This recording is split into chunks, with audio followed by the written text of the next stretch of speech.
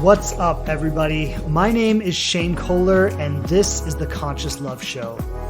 Thanks so much for joining me here, where each week I'm sharing true-to-life insights and experiences from my journey and how I've created the loving and committed partnership I have today. I answer your questions and have live discussions with you so I can support you in your specific situation. And I bring in experts and people who know their stuff so we can all learn from their perspectives. Thanks again for checking out the show. Please subscribe on whatever platform you listen to podcasts on the most. And I would love it so much if you leave a review and tell people what you think of us.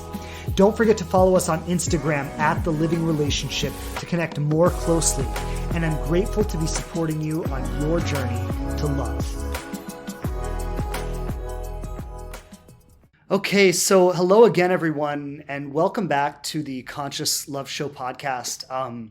As always, it's a pleasure, and I'm very much looking forward to being with you today in today's conversation. And the topic that I've been thinking about in the last few days and really kind of putting my thoughts together around it, I'm very excited about it because it's a powerful one. And so the question I want to address today is, where are all the good men? And why can't I find them? And so for all the ladies out there, those of you, maybe some of you are with me live today.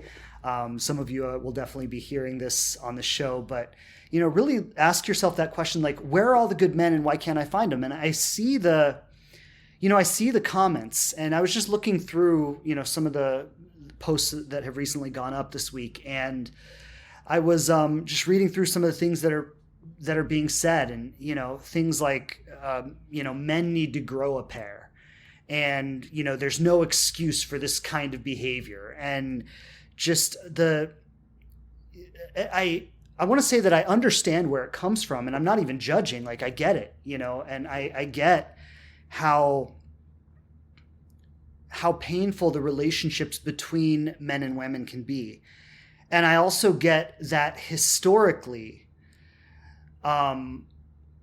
women have been very disempowered by men. And now we're getting into a place in our collective evolution where that's beginning to change. It is in the beginnings of change, right? But it is beginning to change. And now we're seeing women becoming empowered, which is a very good thing. And I 100% support it. And it needs to happen. It's needed to happen for a long time. But in the space of women becoming empowered, something that is also coming up within that is a lot of anger and hatred towards men.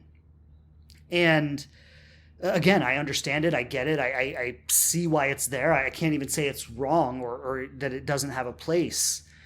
But ultimately, in the big picture, when we really talk about what healing looks like, that needs to pass as well. Because in order for any of us to be happy in this world, in order for any of us to be, to really feel great about who we are, feel great about the life that we're living, feel loved and cherished and honored and accepted, the hate and the anger and the hurt needs to leave. There needs to be a collective forgiveness that happens where we put the past behind us and we say, look, what happened. And, right, wrong, good, bad, like, it doesn't really matter. But what we need to do is put the past behind us, and we need to decide how we're going to relate with each other and how we're going to be moving forward.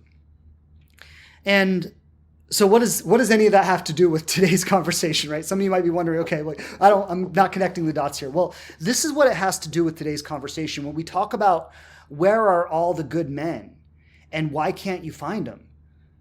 The good men are everywhere. They're everywhere all the time. And the craziest thing is that even a lot of the men that you might have said were bad men, or you might have characterized them as a jerk or an asshole or a narcissist or whatever, like, even a lot of them aren't as bad as you think they are. But what's happened, and I want you to understand, I'm not pointing the finger here. I'm not blaming. I'm not saying it's this person's fault or that person's fault. I think there is a huge misunderstanding happening between everybody, right? Men, women, and everyone. There's a huge lack of clarity, a lack of understanding, a confusion, And I see someone's comment right now, and you say, I mean, a narc is a narc. Okay, well, you've got to understand most of the people that are being called narcissists are not clinical narcissists, right? And so you, even right now in this conversation, you want to check in with your own righteousness. And where is your heart so closed off that you just want to point the finger? Like because if we're going to heal, if we're going to evolve, if we're going to move past all the pain and suffering that has dominated our lives for however many thousands of years, like if we're going to move beyond that, then we've each got to choose to take a responsibility that, like, I'm going to stop pointing the finger. Yeah, a narc is a narc. Okay, well, you know what truth is? Narcissists, real narcissists, are a very small percentage of the people in our world. It's a very, very small percentage of the people in our world that are real narcissists. And if you are attracting or inviting relationships with those people in your life, the thing to do is not to point the finger at them and say, oh, well, they're a narc or they're an asshole. The question is, why are you open to relationships with people who treat you like that? And so, again, we've got to take responsibility for this and stop blaming and stop pointing the finger, because when you point the finger and someone else points the finger and the other person points the finger and we're all pointing the finger at each other, nobody's getting any better. All we're doing is continuing to suffer, and the suffering is being perpetuated and spread onto more and more and more and more people. And these toxic ideas about men and about women are being spread from woman to woman and from man to man. And it's creating, we're spreading them to our children. And it's creating these unconscious defenses and this unconscious resistance that is constantly building the barriers to be stronger and stronger and stronger. And again, until you, and I say you, I mean you, the person who's hearing this message right now. I also mean me, myself. Until you make the personal choice to stop living your life on that basis, pointing the finger, being a victim. It's always everyone else's fault, but it has nothing to do with me. It was the narcissist, right? Like, until you make the personal choice to stop pointing the finger and take some responsibility, your life is not going to get any better. You're not going to feel better about yourself. You're not going to feel confident. You're not going to feel empowered in your life. You're not going to create the kinds of relationships you want. You're not going to attract the kinds of people you want to be with. Because I'll just put it this way. Darkness in any form, no matter how justifiable it may be, darkness in any form always creates more darkness. And light always creates more light. And so the question that each of us have to ask ourselves is, are we going to be an agent of darkness or an agent of light? Are we going to be so addicted to our pain and our suffering and our hurt and so committed to all the reasons, like all the ways I've been hurt and all the ways I've been victimized, and am I just going to perpetuate that and tell that story and live into that? Or am I going to rise above that, and am I going to become something greater than that? Am I going to become somebody who can spread light in the world versus spreading darkness? And I understand you've been hurt. I get it. For the ladies out there, I understand that men have hurt you. And for the men out there, I understand that women have hurt you. I get it. I get it that everybody's angry and hurt and has felt disregarded and misunderstood and like you don't get me and you don't care. We've all felt that way. But the question is, are we going to be people who are defined by that? Or are we going to bring forward something greater than that and create a new relationship with men, women, with life as a whole? And so that's what I really want to speak into today. And in addressing the question of where are the good men, why can't I find them? Going back to what I said earlier, is they are everywhere. They're everywhere, all the time, in every situation. I mean, you go out of your house and you walk down the street, Make note of every man you see when you walk down the street. And we could say 80 to 90% of them will be good men.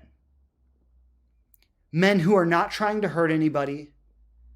Men who have sincere intentions. And I'm not saying they, all want to be the best husband in the world. Like, they may have different opinions and different views on that. But they are human beings with good hearts who want people to do well. They want to do well themselves. They want you to do well. They don't want to hurt anyone. And yes, there's this small group of men and women, right? It's not all on one side, but let's just talk about men for a minute. There's a small group of men, we could say, that fall into that narcissist category, or fall into that category of, I don't really give a fuck.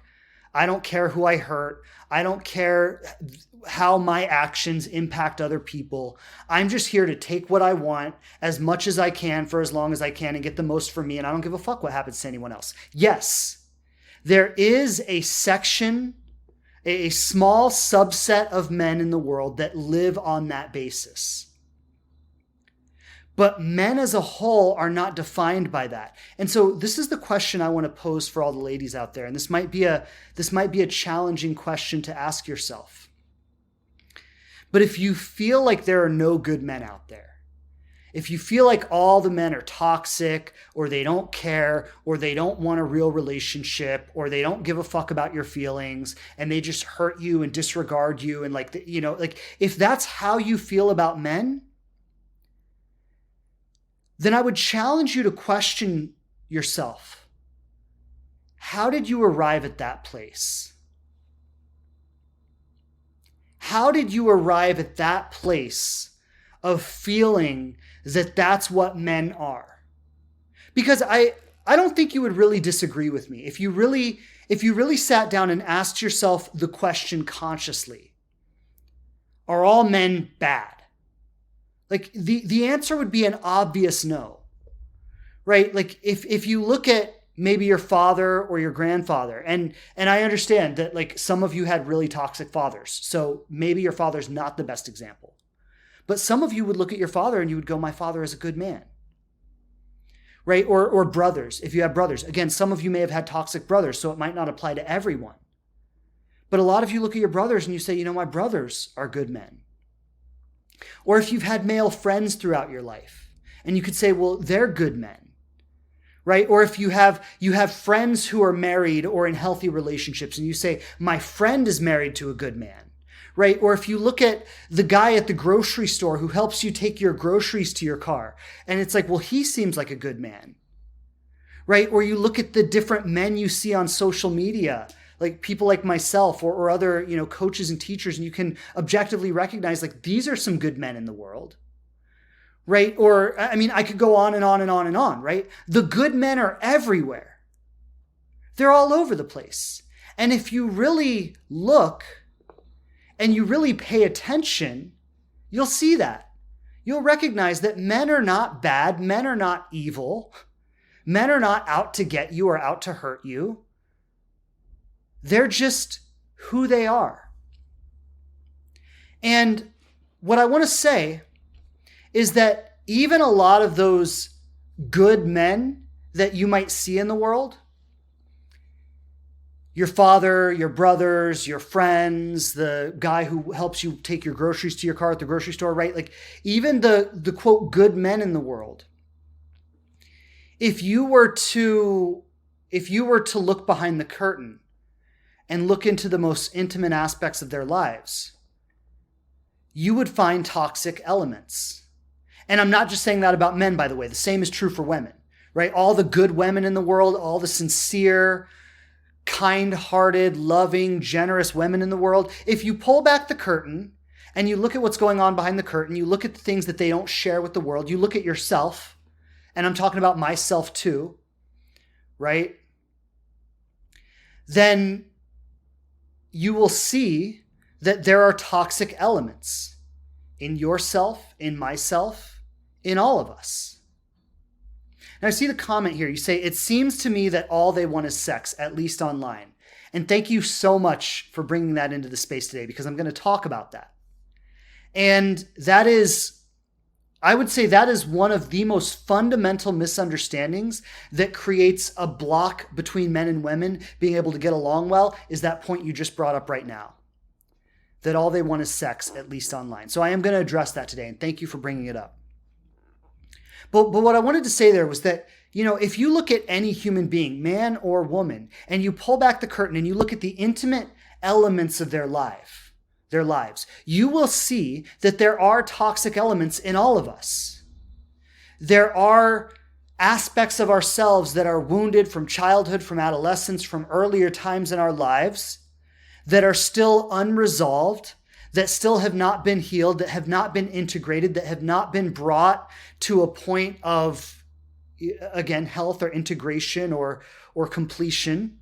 And so in those places where those unhealed wounds are, and then you get intimately involved with someone, or you start asking that person for commitment, or you start getting behind the curtain and getting into the heart of what's really going on with that person, sometimes those toxic elements are going to surface. And some people tend to be more anxious in relationship based on their wounding. Some people tend to be more avoidant in relationship based on their wounding.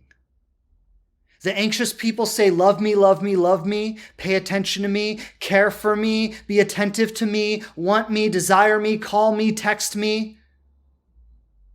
And the avoidant people say, whoa, I need some space. You're coming on a little strong here. And both the anxious and the avoidant are ways of attempting to protect yourself. And I see this comment here, and I'm loving these comments today because you're really shedding light on exactly what I'm talking about. So thank you. Thank you for dropping these comments in. And someone says, securely attached men are hard to find. Feels like most men are avoidant in nature. Well, there's definitely some truth to that. But let me say this, securely attached people are hard to find. And you might say that it seems like most men are avoidant in nature. Well, you could easily say that most women are anxious in nature. And there are a lot of men that are anxious and a lot of women that are avoidant, right? So it's not a total thing. But this is what you've got to recognize, is wherever you point the finger, and I know you've heard this before, wherever you point the finger, there are three fingers pointing back at you. Right? And so let's just take the comment for a moment. And please understand, I'm saying this with love. I'm saying this with a commitment to create awareness and clarity and empower you so you can get better results with men and in life overall. Right? Now, you can resist what I'm saying. You can argue with what I'm saying. And if you want to do that, that's fine. I mean, I don't need to convince you, but no healing is going to happen here if you do that. But if you say something it seems like most men are avoidant in nature, which I'm not saying is a false statement. There is truth in that. But if that's what you focus in on, right? It's not about any accusation somebody makes, there's truth in it. It doesn't come from nowhere. It's based on a real valid experience. But you've also got to ask yourself, if that's my perception of reality, if that's my understanding of men, if that's my understanding of the world we live in, if that's how it shows up for me, if that's how I experience it, then on some level, I've got to recognize that that is a reflection of myself. It's not just something that is objectively happening in the world that has nothing to do with me. Because there are a lot of women out there in the world that don't feel that way. They're actually, and I know this because I coach them, right? There are a lot of women who feel like every man they meet is very anxious. And every man they meet is trying to lock them down into a relationship, and they're like, I don't even know you yet. And that is their perception of the world, based on where they come from, based on their upbringing and their conditioning and the way they understand life. And so if your perception, if your perspective on life and the world and men and all of that says that men are mostly avoidant, or says that men only want sex, Again, I'm not saying that's not true to an extent. I'm not saying you don't have real valid experience to reinforce that and back that up. But what I am saying is that's a reflection of where you operate from. And so for the person who thinks that all men are avoidant, or that most men are avoidant by nature, I would ask yourself to consider, what's your relationship with your own anxiousness? Are you so, I want to be gentle with how I say this because this isn't an accusation, it's an inquiry. It's an invitation to open up a new awareness for yourself. But are you so addicted to your own anxious feelings and your own anxious experience of life and your own fear that it's not going to happen for you and that you can't trust men and that you're going to be let down? Like, are you so addicted to all of that that that's all you see in men? You see, these are some powerful questions to ask yourself. And if you want to point the finger, if you want to say it's all about them, it has nothing to do with me, I'm perfectly healed, I'm perfectly integrated, I have it all together, and men are just fucked up. If you want to do that, do it. I'm not going to stop you. But what I'm going to say is nothing's going to change for you. Nothing's going to improve. Your awareness is not going to improve. Your level of connectedness, your ability to be confident and feel worthy, none of that's going to change. Because you've got to understand, all of those accusations, all of the time you point the finger and all of the times you blame, all that you're really doing with that is reinforcing all the beliefs that make you want to point the finger to begin with. And all those beliefs are the very things that have landed you in the predicament you're currently in. And so you're just perpetuating it. And here's maybe the saddest part of it. The saddest part of it is that when you perpetuate it like that, you don't just do it for yourself, but you pass it on to other people. And you spread those beliefs around like a virus, and other people buy into it, and it creates this cultural conditioning that we're all stuck in. And what I want to say is, when it comes to where are all the good men, or the men are asking where are all the good women, when it comes to really answering that question, you've got to understand that what we're dealing with is years and years and years of cultural conditioning, of men showing up a certain way and women showing up a certain way. And there being this misunderstanding and this confusion between them and this inability for each other to connect to the heart of each other, to connect to the truth of each other. And so our walls and our barriers get bigger and bigger and bigger and stronger and stronger and stronger, and it's perpetuated and reinforced. And we think it's the truth, but it's not, because underneath, if you go behind those walls, what you'll see on both sides, the side of women and the side of men, is that there's just a human being there who wants to love and wants to be loved, who wants to be important, who wants to be valid, who wants to be cared about, who wants to be seen, who has needs that they want those needs to be met. And so let's talk about some of the ways this shows up, because I want to go back to an earlier comment that it seems like men only want sex. And I get that. And I totally understand how it could seem that way. But let's talk about why it seems that way. You've got to ask yourself, what's going on for men that they're showing up like this? And then you've got to ask yourself, what's going on for me that I relate to it like this? Because do men want sex? Yes, they do. Men want sex. And most men, unless they're highly religious, unless they have a certain value system that has been brought them up to say that they need to wait until they're married, or they need to wait, and most men, unless they have a strong cultural upbringing that says otherwise, they want to have sex. They want to have sex often. And they often don't really care who it's with, right? Like largely most people will do. And I know like that might sound awful when I say it that way, but you've got to, instead of judging that and saying, oh, men are disgusting because they'll just have sex with whoever. Well, can you understand that that's actually a trauma response? Can you understand that that behavior comes from a lack of education that the young boys in our society have not received? Like, you see, when we go to judgment right away, when we go to criticism right away, when we immediately say someone is wrong and I'm right, that my perspective is right and someone else's perspective is wrong, what happens is we close off compassion. There's no ability to be compassionate for the other person's experience of the situation. And then what happens is that we end up just digging our heels into our position and no connection happens. And this is what I want to say to all the ladies out there. And like, please understand, I know that men's sexual indiscretions and their inability to be like responsible and mature with their sexual relationships has caused you a lot of pain.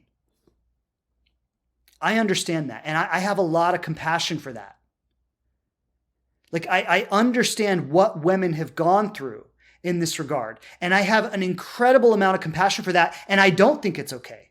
Personally, I think men need to mature in this way. But the difference between me and a lot of people is I don't only see one side of it. Because I am a man. And I was brought up in the culture that the men around me have been brought up in.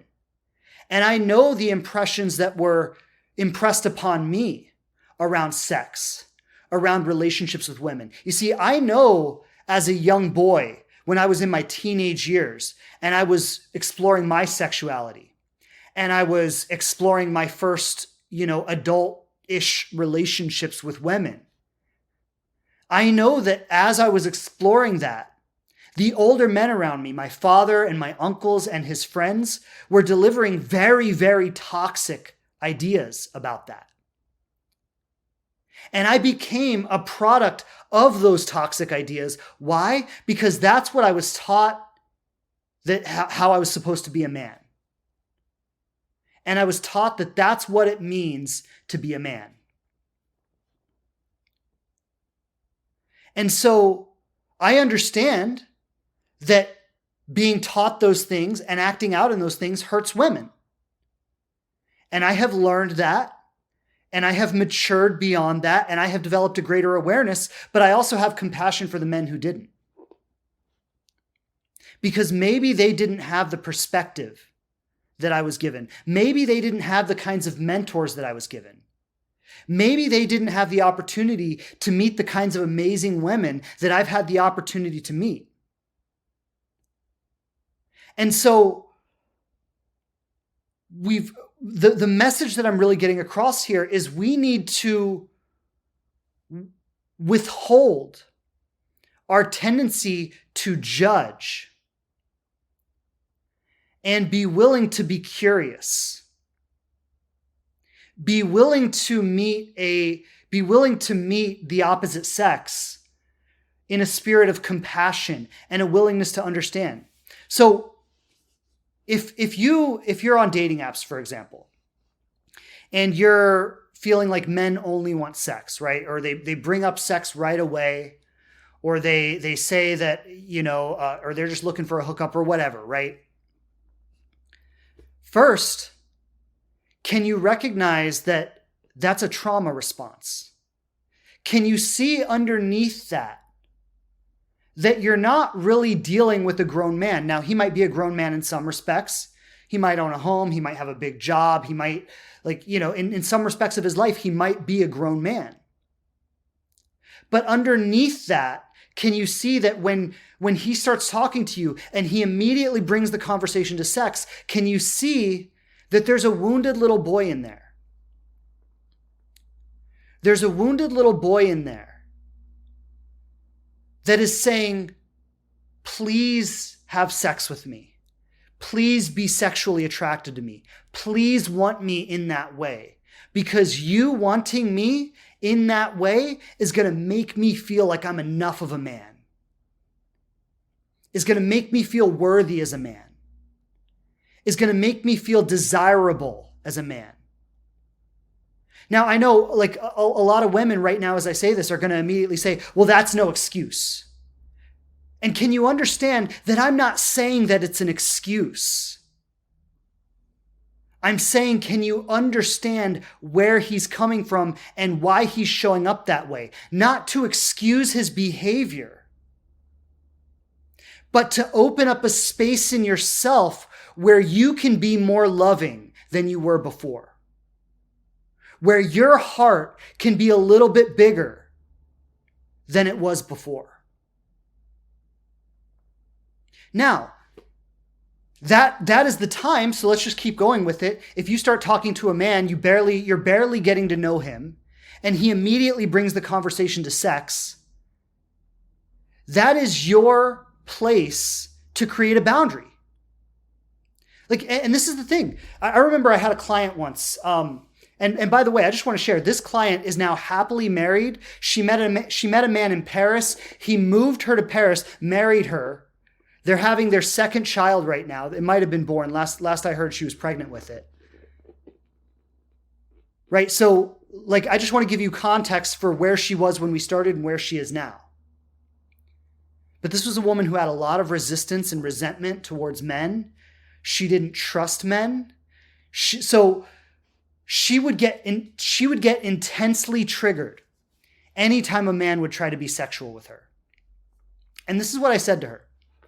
I said, so when you find your partner, when you find the man of your dreams, do you want him to not be sexually attracted to you? And she goes, well, no, of course not. When I meet the man of my dreams, of course I want him to be sexually attracted to me. And then this is what I said to her. I said, okay, so when you meet a man and he's sexually attracted to you, that's actually a green flag. That is actually one of the boxes on your list is being checked right there. He's sexually attracted to me. Check. Now, if you're not ready to go there with him, that's where you need to be honest about what your boundaries are. That's where you need to be honest about the kind of relationship you want to create. At what stage in the relationship you feel comfortable taking that step with someone. And you need to communicate where you're coming from in the same way that he's communicating where he's coming from. You see, he's saying, I want to have sex right now. I have nothing holding me back. I don't have those values. That the waiting is not important to me. Like, I'm okay with having sex, and if our relationship goes somewhere, awesome. If it doesn't, that's okay too. But, I'm okay with having sex anyway. That's where he's coming from. And what I'm suggesting here is that it's not wrong for him to come from that place. Now, we could make an argument that maybe that's not the healthiest place to come from. Maybe there's a better approach, and maybe he could mature and grow into that in the same way that I have.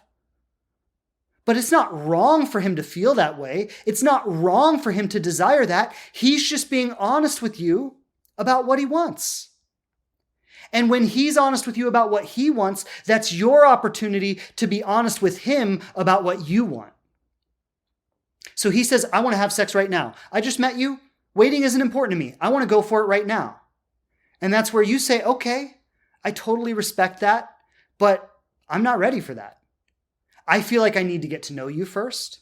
I feel like we need to build some rapport. I feel like we should go on at least a few dates or whatever your stipulation is, whatever your boundaries say, whatever your value system says.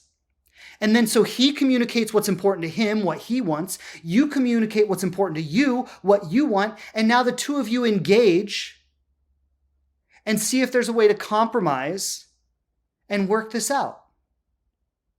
And if there's not, if you can't find that place to meet in the middle, then you say, look, It's been fun getting to know you. I hope you find what you're looking for. I'm not that. And he says, I get it. No worries. Wish you the best. And boom, you go your separate ways. Or he says, hey, I get that that's important to you. And it's not important to me, but I'll wait because you seem like a really awesome person and I want to get to know you. And of course, like I'd be willing to have sex tonight, but if I need to wait a little while and get to know you and that's important to you, I'll respect that. So no problem. Let's wait. And then you move forward. This is what mature, compassionate, loving interaction looks like between two human beings.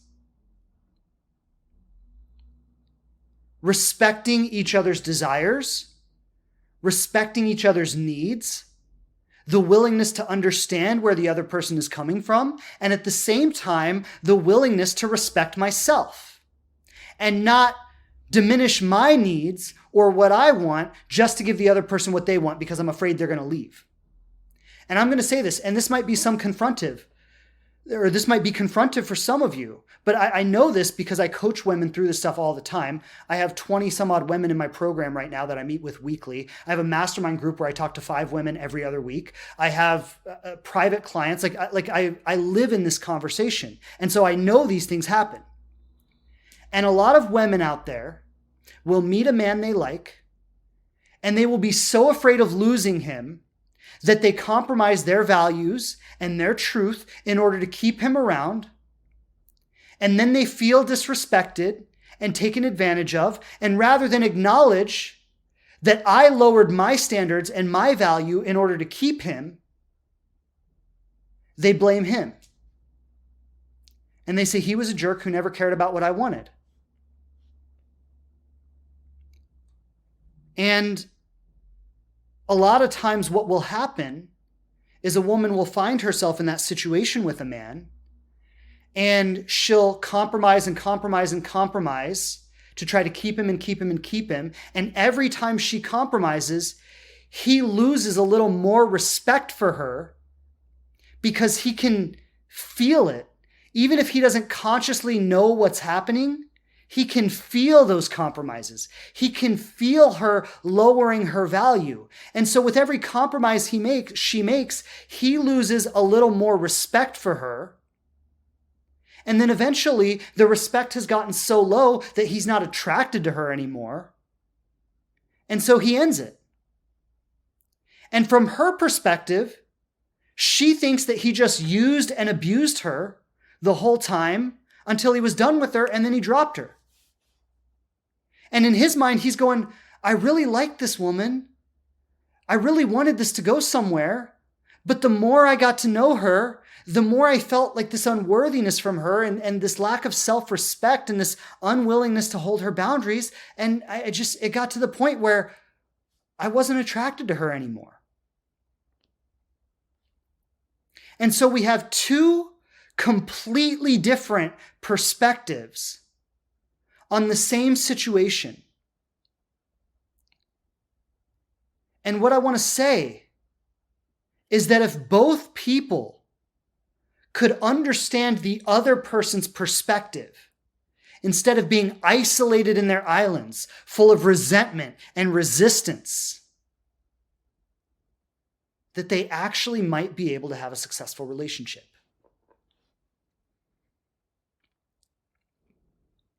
And so, where are all the good men? It might, not a guarantee, but it might be one of your exes that you say is a narcissist might be one of those good men. And what happened was that your own wounding, your own fear and insecurity prevented you from being able to see that. And his wounding, his fear, his insecurity prevented him from being able to see what a good woman you are.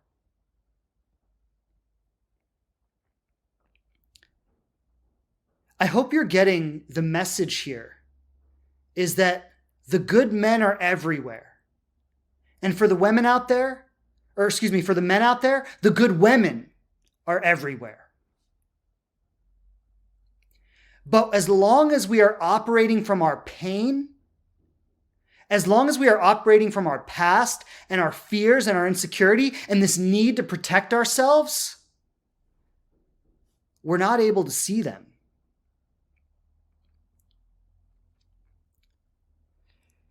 And this is a big conversation because there's so much pain. And everybody wants to point the finger because, we don't want to feel stupid. We don't want to feel like a fool. And so we'll do anything to not acknowledge our part in things, to not acknowledge our participation in things. But I want to say this, and I know I've said this many times, is that your life is a perfect living sculpture of the way that you've participated with things. Your relationships are a perfect living sculpture of the way that you participate with them. And if you are someone who is consistently experiencing abusive relationships, then at some point you've got to ask yourself, what is my part in this? How am I showing up in a way where I'm attracting this, where I'm allowing this, where I'm accepting this, where I'm seeking it out? I want to speak into the narcissist conversation for a moment because, the narcissist, it's become such a finger pointer now. Everybody's a narcissist. And like narcissism is a real thing. And we also, I've spoken about this before, but we live in a culture that promotes narcissism to men and women. If you look at the advertising around different products, and you look at the messages, especially in music that are communicated and in music videos, like the trends and the style and like the amount of grandiosity and self-importance. Like I think the most obvious ones are like, if you look at cologne commercials for cologne or perfume, it's like, oh my God, it's like a billboard for narcissism. Right? Be the center of attention. Have everyone love you. Be super sexy and be in these fancy places and wear these beautiful clothes and drive this fancy car and have everybody adore you and look at you. I mean, like these narcissistic messages are being promoted to us constantly. So at the same time, we're all pointing the finger and saying like, this person's a narcissist and that person's a narcissist. At the same time that we're pointing the finger at it, we're all trying to be it to some degree. Lishi says, just like social media. Exactly. Just like social media. We're all posting the best 5 minutes of our day on social media. Look at how glamorized my life is. That's narcissistic behavior. Like it is. Like I don't do that on social media. I don't share the highlights of my life. Look at how amazing my life is. I get on here and I share the real stuff about my life, about my challenges, about my struggles, about my fears. And I also try to share messages that help people. And so, like this whole narcissist thing that we're all pointing the finger, we're also becoming it.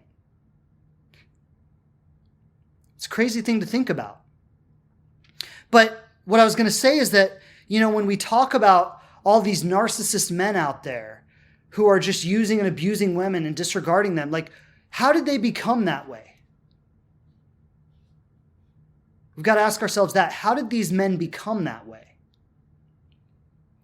And I don't know if this is true for all of them. I think there are a lot of variations. I think abuse has a lot to do with it. I think the culture of toxic masculinity that a lot of our fathers and uncles lived in and being passed down to us, I think that has a lot to do with it. But I think one thing that has a lot to do with it is starting at a very young age, there were certain groups of men that rose to the top in terms of desirability and attractiveness. These were the athletes. These were the musicians, the people, in a school. Like, if I went to a school, like I think about my high school had 2,500 people in it. Well, out of 2,500 people, there was a very small group of people that were considered to be the popular ones, the desirable ones, the attractive ones, the ones that everyone was trying to be like. 2,500 kids, most of them feel irrelevant. And there's this very small group of people that are like adored and looked at as like, the best kids in the school. And like, if you want a recipe for narcissism, be one of the popular kids in high school. That'll create a narcissist. The assumption that for some reason, because of how you look, because of what your body looks like, that you're somehow better than everyone else in the school, like that type of like self-importance, like that's a recipe to create narcissism right there. And then I think what has largely happened, especially as it relates to men, is a lot of these men from the time they were young boys have been the most attractive men they were of all the men around. They've stood out. They've been desired. Women wanted them more than other men. And so what's happened for these men is they've developed this complex like they're God. And the reason they developed that complex, and this isn't an excuse, I'm not excusing their behavior, but what I'm saying is we've got to have a bigger perspective. We've got to understand what's actually happening here. And these men developed a God complex because their whole lives they've been able to have women any way they wanted them. Women falling all over themselves to be with these men. And so women have never held boundaries with these men. And so these men have developed the idea that they can be any way they want to be. And it doesn't matter, that they can get away with it. And what's happening is even now, women are still pursuing these men because they're still the most attractive. They're still the most desirable. And, I'm saying all of this to illustrate how we all have a part in this. For the ladies out there, and I say this with love, and I say this with the intention to bring about healing and empowerment for you. For the ladies out there, anytime that you have ever compromised yourself, your truth, what you really wanted, anytime that you have ever compromised yourself in order to please a man or keep him in your life, you have contributed to women taking advantage of men overall in the world. Because you have communicated and you have taught men, like we teach people how to treat us, and you have communicated and you have taught men that it is okay to disregard someone's truth. Because you allowed him to do it to you. Now, this isn't blame. I understand why you did that. I understand you did that as a result of your own trauma, of your own pain. Right? It wasn't your fault. You weren't wrong for doing that. You were just trying to be loved. And you probably did with him the same thing you did with your parents when you were young. That wasn't your fault. But can you see and understand that in doing that, you became a part of perpetuating this? And I would say the flip side is also true.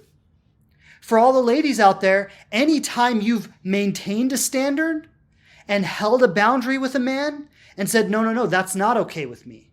This is the line for me. This is my truth. Anytime you've held that line with a man, you have contributed to men treating women better overall in the world. You have been a part of teaching men the lesson that it is important for them to honor and respect women's boundaries.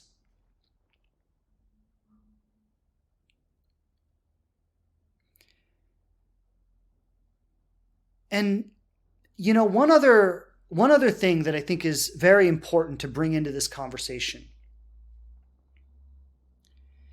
is that when it comes to healing for men and women, there's got to be this willingness to connect with someone's humanness. And I want to share this. It's my wife and I often joke about this. But so when I think about the day that my wife and I connected for the first time. We had met each other before, but this was the time we connected for the first time, and we ended up spending this whole weekend together. We met like a group of friends were getting together for a brunch, and we connected and started talking at the brunch. And then after brunch, we went and got coffee, and then after coffee, we went and got dinner. And then the next day, she came over to my place, and we hung out and talked, and we ended up spending the whole weekend together. And that first day that we connected, it was funny because, she will share that I was not her picture of attraction. Okay. And I say this, let me just give you some context here. So I was, I was in my 20s at the time. So I was young. She was a little bit older than me. My wife is 8 years older than me. So she had, she was a little further along in her life. She was a little more established. She had her own home, and I had a roommate, and, it was like, we were in a little bit different places in our life. But, I think about like that day. And so just to give you context, I was wearing this red Nicaragua tank top that came from Nicaragua. And I wore it like every day. It was like my favorite shirt. And these board shorts that I also wore like every day, not every single day, but a lot. And they were both covered in paint because I used to paint a lot. So I'm wearing like these paint splattered clothes. I had these big old aviator sunglasses on, and I was wearing my mala beads. If anyone knows what mala beads are, I was wearing mala beads around my neck. And I gave her a ride back to the place she was staying that day. And she's like, I just remember you in your car with your Nicaragua shirt and your mala beads and your big old aviator sunglasses, driving me home with your foot up on the dashboard. And, she's like, you were just quite a sight, right? And, I think about that because I get it. Like, I was not her picture of attraction. She always imagined someone who was more sophisticated and someone who, maybe had a different style, someone who's a little bit taller. Like my wife and I are the same height. She always imagined herself as someone who was taller because, when she wears high heels, she's taller than me. And so there was this element of like her looking at me and going like, I'm not attracted to you, while at the same time being attracted to me for some reason. And like, this is, I would say, where my wife is incredibly wise because she picked me. No, I'm kidding. But this is where my wife is incredibly wise because she was conscious enough and aware enough to be able to hold both of these possibilities at the same time, right? Like, this person does not match up to my superficial idea of attraction. My whole life, when I imagined what my person would look like, this person doesn't fit that. And yet, there's something in the interaction between us, in the way that we speak to each other, in the way that we communicate, in our shared values, in the fact that we both love Jesus. My wife, when we were having coffee, she looks down at my phone and she sees that I have Jesus on my screensaver. And she's like, well, that's interesting. And so, there's something happening here where she goes, this person doesn't match my superficial idea of attraction. And yet at the same time, there's something happening for me that I can't quite explain where I'm attracted to this person. And I think that happens all the time for people. But the question is, are we open enough to experience that Or are we so rigid in our beliefs about how it's supposed to look and what it's supposed to be like that we can't allow that in? Like I'll just share this. When I was dating, I got friend zoned a lot. And I honestly think like the reason is because I'm short, and like I would have these deep, like intimate, connected, like friendships with women. And I would be completely honest, and I would be like, I really want to take this to the next level with you. Like, I think you're amazing. I think we could have a great relationship. And I would like communicate that. And I would be honest, and I would be like consistent and willing to show up. And I would get friend zoned. And when I got friend zoned, like I was never desperate. I was never a desperate individual. When I got friend zoned and I saw that it wasn't going anywhere, I said, hey, like, wish you much love. I hope you find what you're looking for. And I would remove myself. I was never one of those people who just hang around being someone's friend, hoping for more. And I just remember like several of the women that I had these like really close relationships with, and I really wanted to take it to the next level. They would not choose me. And then they would go choose some guy. And then like, I just remember like one night, one of these women in particular, like she calls me up and she's like, he's drunk. He's like, he broke the mirror in my bedroom. He's on a rampage. Like, I need to take my daughter and go somewhere. Can I come to your house? And I was actually with my girlfriend at the time. She calls me at like 2 a.m. and my phone rings and I answer it. And I was at my girlfriend's house and I was like, sure, go to my house. I was like, my roommate's there. Just knock on the door. They'll let you in. And, and she stayed in my room that night. And I would see these women that like I really wanted a relationship with not choose me, even though we had this deep, intimate connection. And I know that to some degree it was romantic for them as well. But they wouldn't choose me because I didn't match up to the superficial picture of what they thought a man was supposed to look like. And I'm fine with it. Please don't hear me communicating any resentment here. I don't have any. I'm very happily married. I'm very fulfilled in my marriage. I don't have any strong opinions about this. I'm just talking about my observations. And, my wife was someone who was able to really challenge that in herself. And so she saw the superficial picture that she had. And then she saw that I didn't necessarily match up to that. But at the same time, she felt something. And she said, you know what? Let me follow what I feel. Let me challenge my superficial conditioning about what this is supposed to look like and follow what I feel. And we celebrated 7 years on Sunday. It's our 7-year anniversary. We've created a marriage that has blown away any possibility of anything that we had ever experienced in the past. We've created a marriage that goes so far beyond that you can't even touch it. It's like, oh my God, I look back on any of my past relationships, even the ones I thought were good, and I'm like, this doesn't even come close.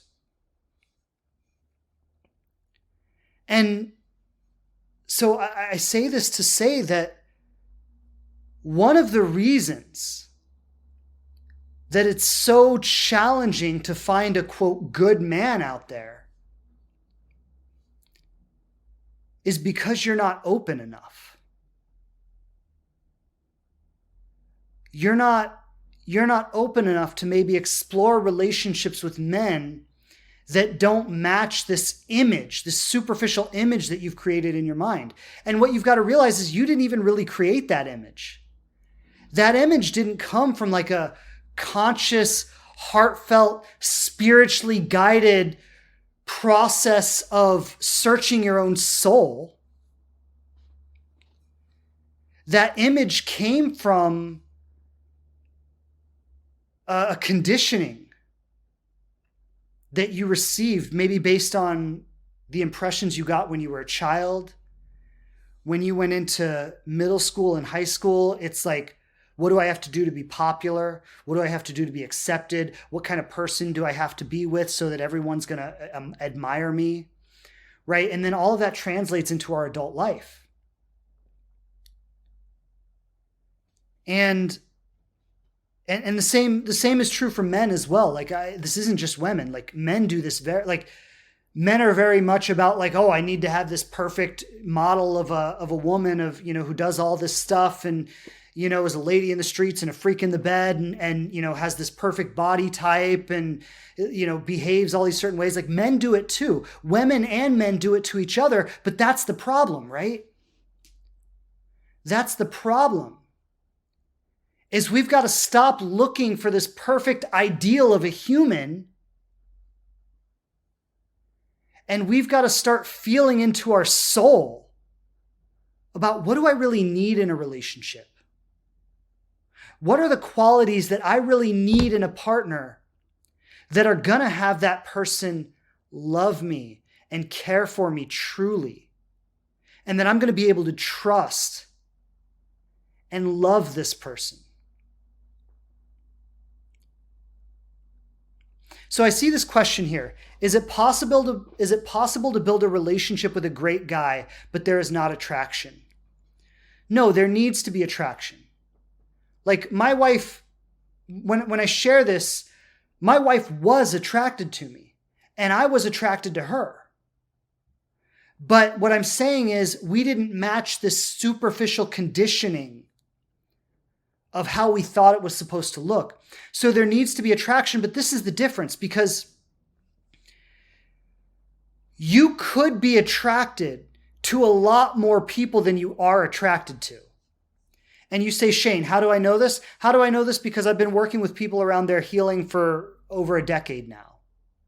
And I've seen what happens to people when they open their hearts and when they heal some of the trauma that is causing them to feel that they need this perfect superficial model, which really isn't about love. Like having that perfect superficial model is not about love. That's about trying to protect yourself. That's about approval. That's about how it's going to look to the people around you. It's about living up to some ideal of a life that you thought you were supposed to have that's not based on anything that's true for you in your soul. Right? So your question is, can I build a great relationship with a guy when there's no attraction? No, you can't. But the question you want to ask yourself is, what is generating my attraction? Where is my attraction coming from? What is going on inside of me that says I'm attracted to this person, but not this person? And what I was sharing about my wife was she had that superficial model. And when she met me, she's like, oh, well, he doesn't match up to my superficial model. And she struggled with that a little bit. But she had done enough of her own healing work to be able to feel into her heart and say, even though this person doesn't match up to my superficial model, I still feel attracted to him. And like, I'll be honest, it was very similar with me to her. She was not the type that I normally dated. I shared like we're the same height. I normally dated women who were shorter than me, right? Like it wasn't my model of what I thought it would look like. Like she didn't really fit that either. But I had also done enough work on myself that like I didn't really care about that. Like it didn't really matter to me like to have a specific type of person. Like what mattered to me was to have a person that I could relate with on the deepest levels. I remember like I've had plenty of relationships with women in my past that matched my superficial idea of what it was supposed to look like. And what I found in those relationships was there was an emotional depth that I was craving that I couldn't really reach with them. And I know a lot of you feel this way too, is you've been in relationships with people, with men or women who have fit that model, but you go, there's something missing here. There's something there's something not quite right. There's something like I love this person, I care about them, they're a great person, but I feel like something missing in my soul, right? Like I just don't connect with them in the deepest ways. And this was just my wife and I's story. I'm not saying this is everyone's story. I'm not saying it's going to be your story, but our story was that to find that person that we related with on those deepest levels, we had to go outside of our superficial models of attraction. That doesn't mean we weren't attracted to each other.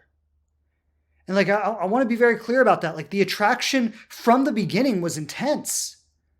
We were intensely attracted to each other. It was just coming from a place inside of us that we didn't fully understand. And the only reason we were open to that and available for that was because we had done enough work on ourselves to realize that at the end of the day, that superficial stuff didn't really matter to us. You know, when we're sitting at home on the couch at night and we're snuggling with each other and we're watching our show and drinking our mocktails and, you know, or going to bed and snuggling each other and holding each other, and or when we wake up together and we're, you know, making breakfast and like wishing each other a great day, like, you know, in those moments, how our relationship looks on the outside or what other people might think about it or how it might appear in a superficial sense doesn't really matter. And so one of our lessons was that we had to get clear about what was really important versus being attached to these superficial things that aren't so important. And, you know, if we look at love as a teacher, if we look at love as something that is bringing us toward the highest version of ourselves, then I think one of the things that love is teaching us is that it's not about the superficial. It's not about how it looks from the outside. It's not about what other people are going to think. It's not about trying to fit into some model of how I thought it was supposed to all look. But it's actually about what's going on the inside. And it's about making the inner truth more important than the outer appearance. And so what I want to say in regards to this question, and it was a fantastic question. Can you build a relationship without attraction? No, you can't. But the question is, how do I become attracted to more people more often? How do I become the kind of person who can see something in somebody that's different from the superficial values that our world operates in, and I can be attracted to that?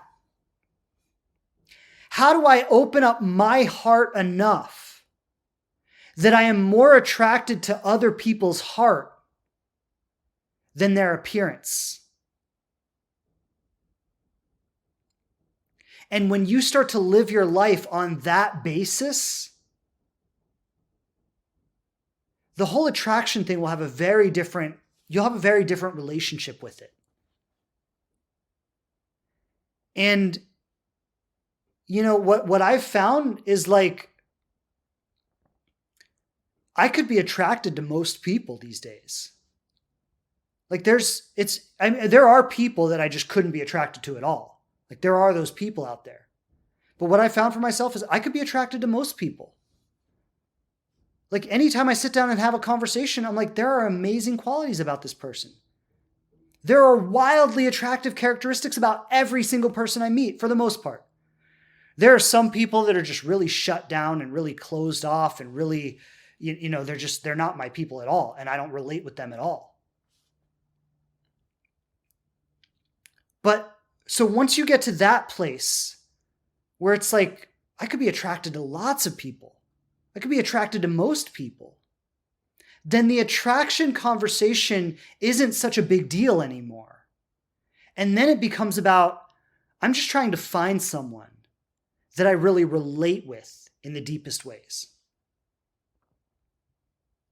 And going back to the topic for today, because I want to bring it full circle here, in answering the question of where are all the good men? They might be standing right next to the men that you're attracted to. And you're just saying, I'm not attracted to them. And you might have developed a very conditioned view of reality and a very conditioned view of men in which you are filtering out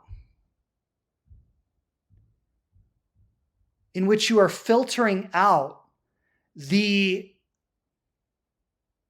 men that you're not compatible with. Or maybe I should say that differently. You're filtering out the men that you are compatible with, focusing in on the men that you're not compatible with.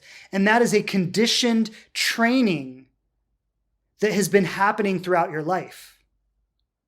And so, Yuri, I see you asking a follow-up question here. Is there such a thing as the complete package? Good-looking guys with good feelings? Yes, there is. The problem is not that they're not out there. The problem is that you don't have eyes to see them right now.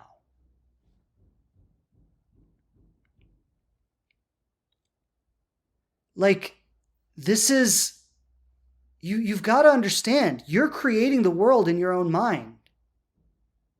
You're creating men in your own mind.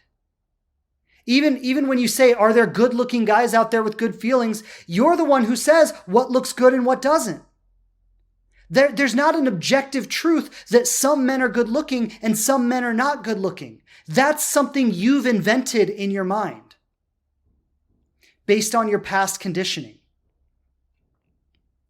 And when you can be flexible enough in your belief systems, in your conditioned view of reality, to allow more possibility than you've allowed in the past, you will suddenly realize there are a lot more good-looking guys than you've ever seen before. You'll start walking down the street and going, oh my God, there are good-looking guys everywhere. They're all over the place. Where have they been my whole life? Why haven't I seen them? Well, because you've conditioned yourself to look for very specific things. And you've been filtering out everything else. And often the very specific things that we condition ourselves to look for are the very toxic things. Because that's what we were taught in our upbringing.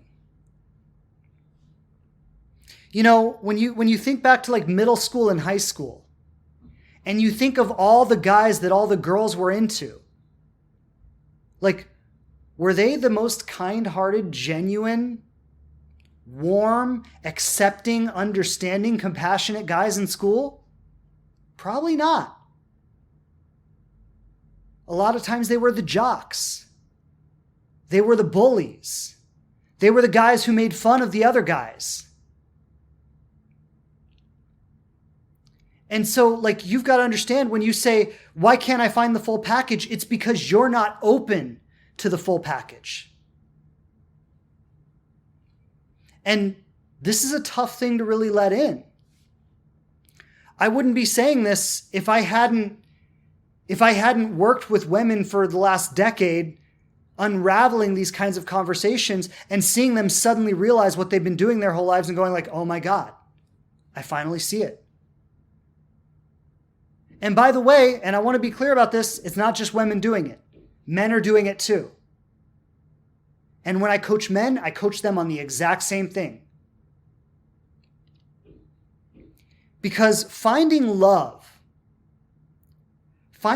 is not about finding this picture-perfect person who's going to check all your boxes and they're super hot, and when you walk down the street with them, everyone's going to ooh and ah and be jealous about the beautiful, sexy couple that you are. That's not what finding love is about.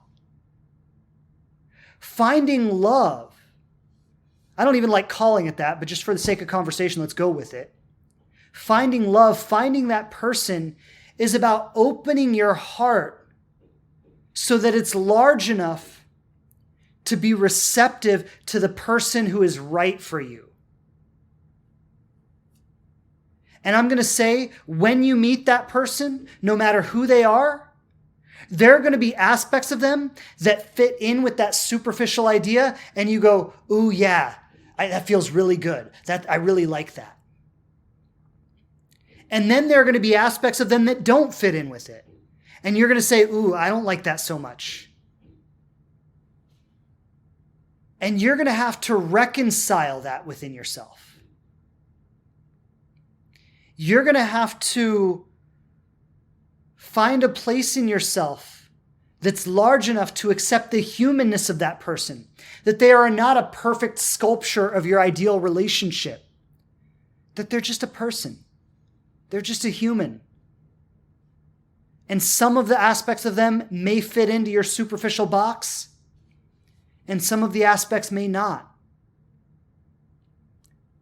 And if you're still filtering people based on superficiality, you're not loving. You're judging. And because you're judging, you're going to receive that from other people. And you're going to become a part of the nightmare. And I'm going to tell you, I've interviewed tons and tons of married couples. I've coached married couples. I'm talking about people who've been married for years. And here's the truth, is that every single truly loving, deep, fulfilling marriage, there are aspects of each other's partner that they don't love. There are things about my wife that don't fit into my box. There are things about me that don't fit into her box. We have had many situations in our relationship where she has brought up something she didn't like, or I brought up something I didn't like. And we've had to work through that, and we've had to compromise, or we've had to accept, we've had to allow. And why do we do that? Why do we make those compromises? Why do we accept those aspects of our partners? We do it because on a heart level, we have something that's so much bigger than all of that. And if you're struggling to understand what I'm saying right now, it's because you have not opened your heart to that degree. If you have opened your heart to that degree, what I'm saying right now will make perfect sense.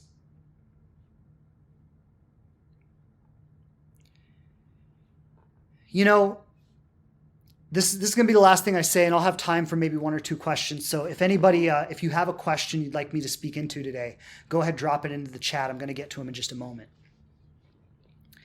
But what I want to say is this whole idea of how men are supposed to be or how women are supposed to be, what a good relationship looks like, you know, what, like all, and I want to give some examples of what I'm talking about. Like men should be taller than women, or men should pay all the bills and women should be homemakers, or, and any version of this, right? You can extrapolate it across all the stereotypes. Those things are judgments.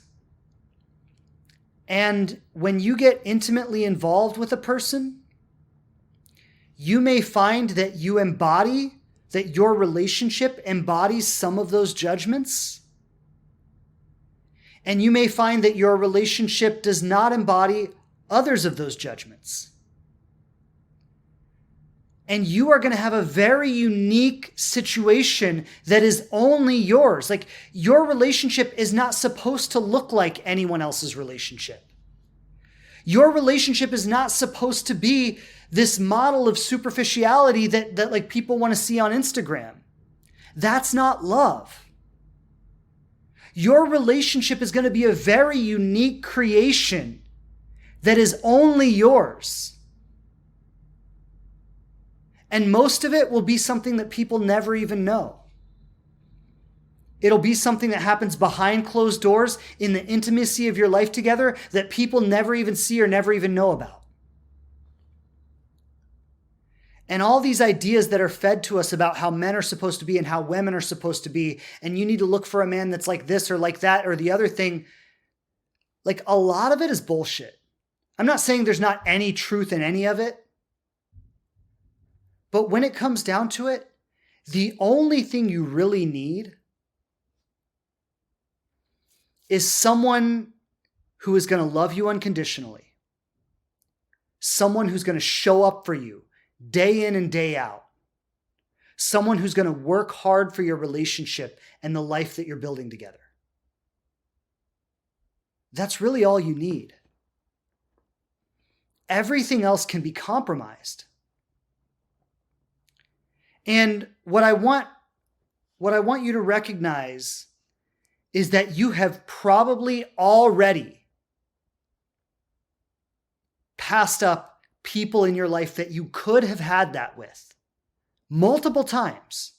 Most of you who will hear this message, whether you're live with me today, whether you're listening to the podcast, most of you have passed up already multiple times people that you could have had that with because they didn't fit into some model of how you thought it was supposed to look. And if you're doing that in your life, what I want to say is that you don't really want love. You might think you do, but there are other things that you want more than love. And as long as you want those other things more than love, you'll get to have those things. And you will keep choosing them above love over and over and over and over and over again until you finally realize how empty they are. Until you finally realize that you've been doing everything, you've been living your life for other people, for how it's going to look for them, for what they're going to think, for how they're going to judge you, for what their opinions are going to be, trying to live into some conditional model that you've been sold since the time you were a little kid. And you've been sacrificing your own happiness in order to live up to what other people thought you were supposed to have. And when you finally see that you're doing that, you'll stop doing it. And that is the time when you will be open to love. And it doesn't mean it's going to show up immediately. It doesn't mean it's going to, just poof, show up like instantly. But it means that you will start operating on a new foundation, and that foundation will lead you to new experiences, and your whole relationship with dating and the opposite sex will be very different. How it feels for you, what you believe is possible, what you see when you look at the dating pool, it will all be very different. Okay, so I see a question here from Natty Strick. I'm going to start with this question. I'll have time for maybe 2-3 questions today. So if anyone wants to drop a question, I'm going to start with this one. I'll get to as many as I can. Natty Strick asks, how can you spot right away a man who's not looking for a relationship without asking him? Some tend to say they want one. Beautiful question, Natty. Thank you for asking. So what I want to say, and I love this question because it's going to allow me to shed light on some of the things we've talked about today. How do you spot a man who's not looking for a relationship? Because of the conditioning that men have received, which is that they're supposed to be a playboy, they're supposed to be non-committal, they're supposed to be wanted by lots of women, right? Like this is the conditioning that men have received. So largely, a lot of men don't know if they want a relationship or not. Because you see, here's the difference. Women, young girls, from the time that you were little, like you've been dressing up and pretending to get married. I mean, I know maybe not all of you did that, but a lot of little girls do that. Right? It's like you watch the Disney movies and you think of finding your prince, and it's like this fantasy around falling in love and being in love and having your prince or your king. And like this is a huge fantasy for women. It's something that young girls are taught and encouraged from the time they're born, basically. And so for women, it's like the desire to have a relationship is the most natural thing in the world. Again, I understand there are exceptions. Please don't hear me saying that I'm saying this is all women everywhere. But I'm saying that culturally, for so many women, it's like wanting to get into a relationship is just second nature. But you've got to understand, if a little boy was to dress up in a suit and pretend to walk down the aisle with all his stuffed animals watching, his own father would make fun of him in most cases. Like even his own mother might make fun of him. What kind of a sissy are you? So whereas women their whole lives have been encouraged to fall in love, get married, have a relationship, men their entire lives have been encouraged not to do that. And this is where I say, like, you've got to stop judging. And I'm not talking to you specifically, Natty. I'm talking to everybody. But this is where we've got to stop judging and start understanding. Because underneath that conditioning, women have been conditioned to want a man. Men have been conditioned to have women want them, to be the kind of man who gets women everywhere he goes. And I could take your girlfriend, right? Like, all of this, right? Like this is the conditioning that men are given. And so when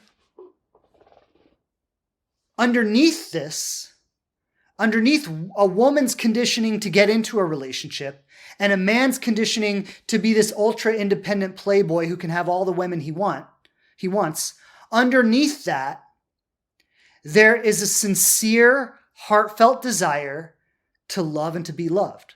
On both sides. Because that's not part of our conditioning. That's part of being human. Now, here's what I want to say. And this is where we've got to expand our awareness, because we often think that the woman's desire to fall in love and have a relationship and get married and all of that is good. And the man's desire to be a playboy and have lots of women and be able to live that life is bad. Right? And we often think, oh, here are these innocent women that they want good things. They just want to love, and they're so innocent. And here are these toxic playboy men that just want to use and abuse, and they're so guilty. What I want to say is both of these things are kind of toxic. I know that might shock some of you, but listen, but hear me out on this. Hear me out on this, okay? Because it's easy to see how toxic it is for a man to use and abuse women and go around and just, say whatever I have to do to get in your pants, and then the next day I'm gone and I don't even care, right? Like, it's easy to see how toxic that is. But we often don't look at the toxicity of this desperation to get into a relationship with someone.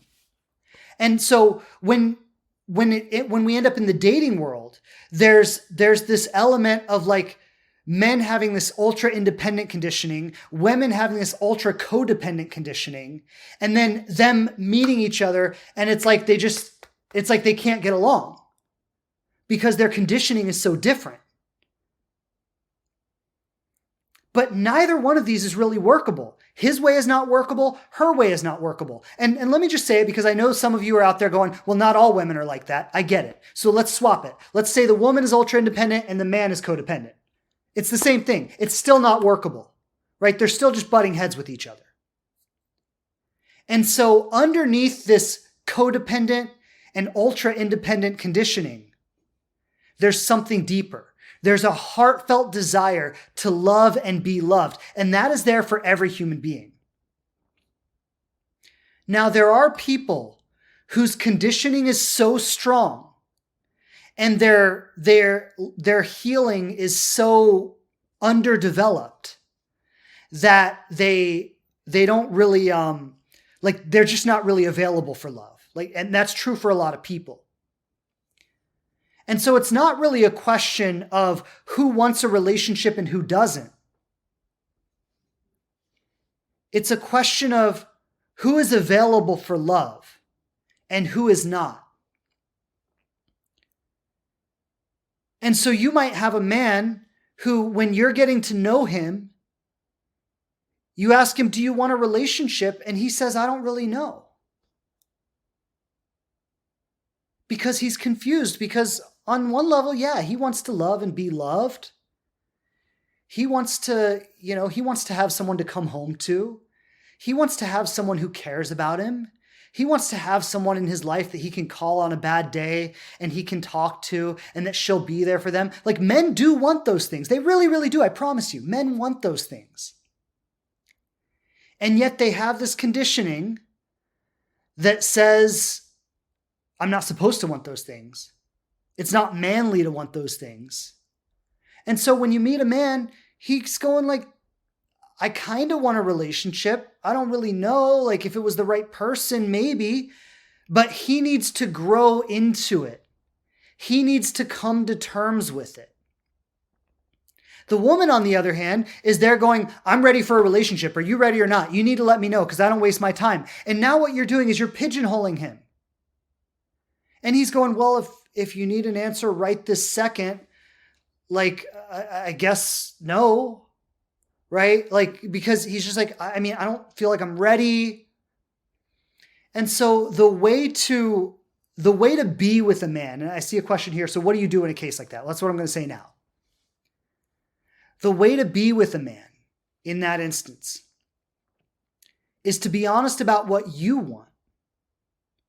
To say, listen, I really want a relationship too.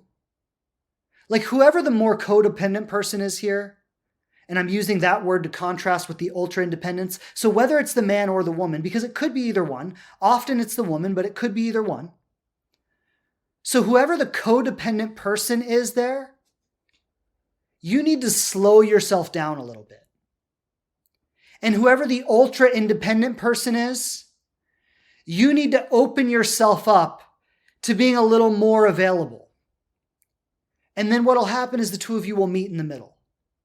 And you'll be able to get along with each other. So what you would do in a situation like that is you would, one, communicate what you're looking for. And I always say, like, it's okay to say it on a first date. But it's really about where you're coming from when you say it. If you're coming from trying to lock it down, it's not really a great place to come from. You're going to push people away with that energy. So what you can do is, instead of trying to lock it down, right? You could say, okay, like, so in my program, in Inspired Love, this is what I recommend women say on a first date. And it doesn't have to be the first date. I think it's good to feel it out maybe. If you say it on a first date or a follow-up phone call or a second date, it's okay. But like, I recommend saying this early on. And I'm just going to say it as though it were the end of a first date. So let's say you've had a great night, you've really got along, the conversation was great, you're connected, you're laughing, you're having a good time, you're going, wow, I really want to see this person again. So at the end of that date, this is what you would say. You would say, hey, I have had a fantastic time tonight. It has been so much fun getting to know you. I would really love to see you again. But before we get too far ahead of ourselves, I just want to make something clear. I am ultimately looking for something long-term. Like, ultimately, I do want to find my partner. I do want to have that life, that home, that family, whatever it is, right? Like, ultimately, I do want that. And so I just want to know if that's something that you can be open to as well. Right? Just boom. And if he says like, nope, I'm just looking to make friends, just looking for something casual, well, then you go, okay, it's been fantastic getting to know you, but I don't think I want to see you again. Most men will not give you a hard no. Most men will give you a, yeah, I'm open to that. If it's with the right person long-term, I would want that as well. Right? Like, most men will actually respond favorably to that. And then I want to just go back to something I've spoken about earlier, because a lot of you say they want it, but then it turns out they don't. And that's a misunderstanding. No, they say they want it and they do want it, but maybe they decided they didn't want it with you. That's different than saying they lied to you. And you got to let that in, right? Him saying, yeah, I could be open to that with the right person at the right time. I could be open to that. Like, that's an honest statement for him. But that doesn't mean he's going to be the one for you. That means he's going to be open to exploring with you, and he may or may not decide that you're the one he wants to be with.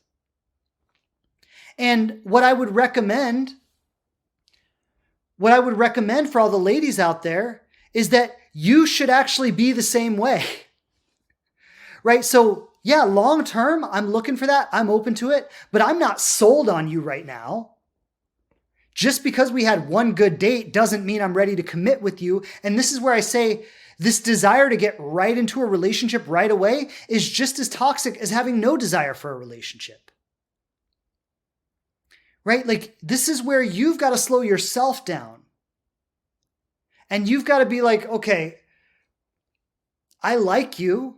I've enjoyed this date. I've enjoyed these phone calls we've had. I'm looking forward to seeing you again. I'm excited about this, but I'm not sold on this. And, it's so important. Like, the way love develops naturally, it just doesn't happen in a matter of a few weeks or even a few months. Attraction can develop in that amount of time. Interest can develop in that amount of time. Curiosity can develop in that amount of time. Having loving feelings for another human being, like, I get that you're a human and there are amazing things about you and I have love for you, that can develop in that amount of time. But being in love with someone, that develops over the period of, I'd say, like a year. And so if you're in love with someone right away, you got to recognize that ain't love. That's trauma. That's your fear of being left alone, your fear of being abandoned, your fear of I'm not going to find anyone. That's all your fear and all your trauma trying to cling on to someone and saying, make me safe.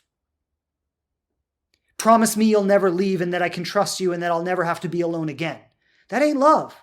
Like, you've got to get it. That is not love. And so, going back to the question, let me scroll back here. I just want to make sure I answered it. How can you spot a man right away who's not looking for a relationship? Look, I would say the way you spot that man is by giving the relationship time to unfold, by keeping your feet on the ground, by not being too convinced by anyone too quickly, by not being in a rush to get involved. And here's what's going to happen. The men who are willing and ready to show up for a relationship are going to become more invested and more consistent over time. And the men who are not ready are going to become less invested and less consistent over time. And what you need to do is give it enough time to watch that happen one way or the other. And if you see a man becoming less invested and less consistent, what you do is you have a talk with him and you say, hey, I've noticed that in the beginning of us seeing each other, you were showing up like this. And since then, you've been showing up like this. I've noticed a decrease in frequency in how often you call or how often you text. I noticed you're not as interested in getting together as you used to be. And I just want to know, like, is there something going on that we need to talk about? Or are you just not interested? Right? You need to be courageous enough to have that conversation. And then that's going to lead you to the natural next step. Whether he says, you know what, no, I've just been busy. It's just been a lot on my plate. I've had a lot going on at work. My mom's been in the hospital a bit, right? Like, he might share some of that. And that's where you can understand. And that's where you can say, I get it totally.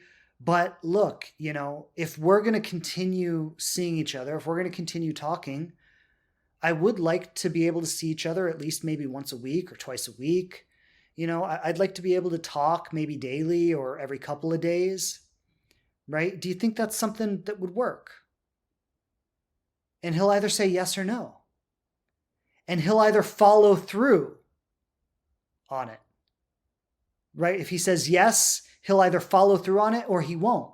Like I've seen a lot of women who have had this conversation with a man and he says, yeah, absolutely, I'll do it. And then he doesn't follow through on it. And that's where you've got to say, okay, got it. He's not following through on it. So I'm going to detach. I'm going to feel my feelings around it, but I'm going to start letting go of this relationship consciously. I'm not going to keep clinging to it and grasping at it.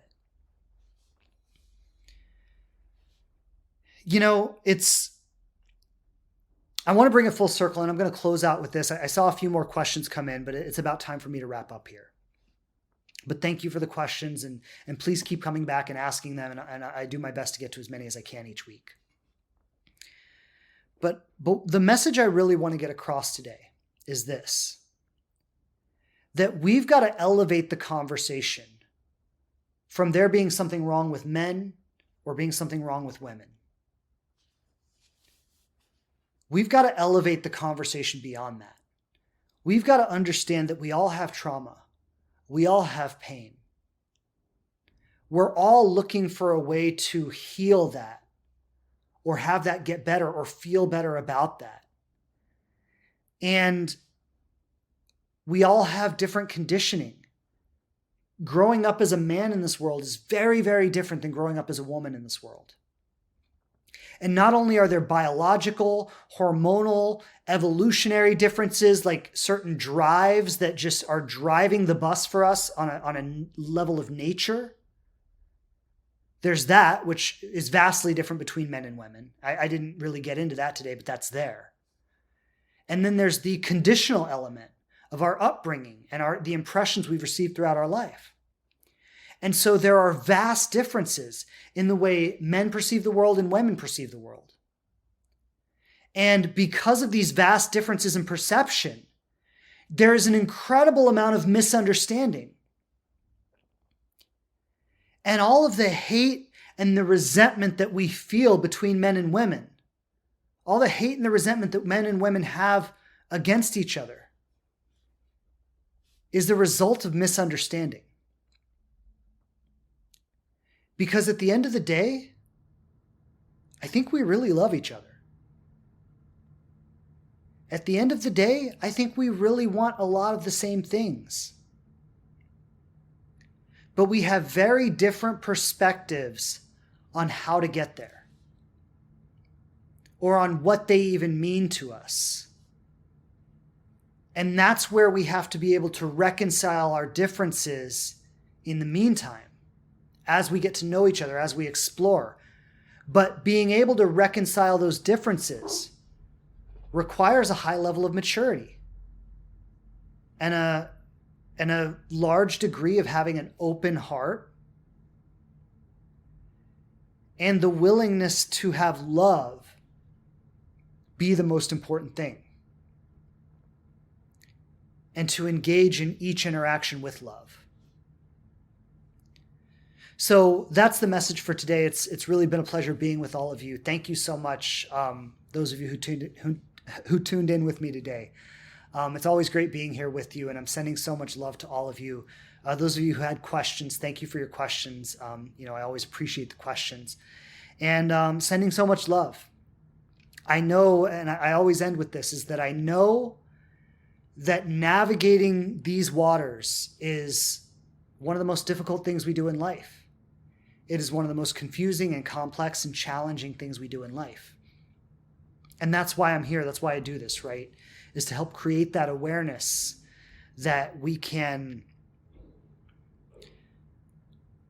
heal, and we can love, and we can be our truest selves and have that lead. And I want you to know that when you lead with your truest, most authentic self, you will be led to everything that's right for you. So sending so much love to everybody today. Thank you for being with me. Sending you many blessings, all the best, and I'll see you back here. Actually, I won't be live next Tuesday. I have a podcast interview coming out with my friend Lindsay, who's an amazing coach, and she's speaking into some topics that if you enjoyed today's conversation, the conversation we have is going to be really powerful for you as well. So that'll be next week. I'll actually be out of town, but I'll be back here live in 2 weeks. And sending many love, many blessings to all of you. I'll see you back here in a couple weeks. Take care, everybody. Bye. Thanks again for checking out the show. Please subscribe on whatever platform you listen to podcasts on the most. And I would love it so much if you'd leave a review and tell people what you think of us. Don't forget to follow us on Instagram @TheLivingRelationship to connect more closely. And I'm grateful to be supporting you on your journey to love.